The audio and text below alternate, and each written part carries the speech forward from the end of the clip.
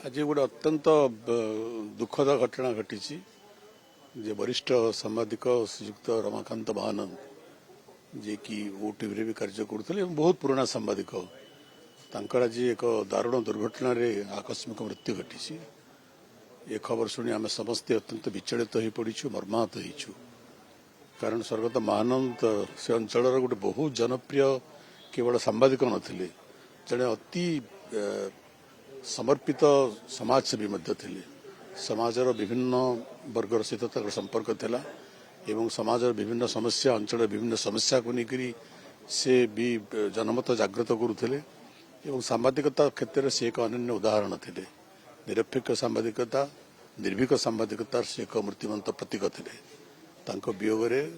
सांबादिकता जगतर एक पूर्ण क्षति घटला समाज सेवा क्षेत्र में पूर्ण क्षति घटला मो तो व्यक्तिगत भाव में जन अति मोर परम बंधु और हिताकांक्षी हरइली ईश्वर प्रार्थना करुच्ची आत्मा शक्ति लाभ कलु परिवारजन को ईश्वर शक्ति दिंतु साहस दिंतु।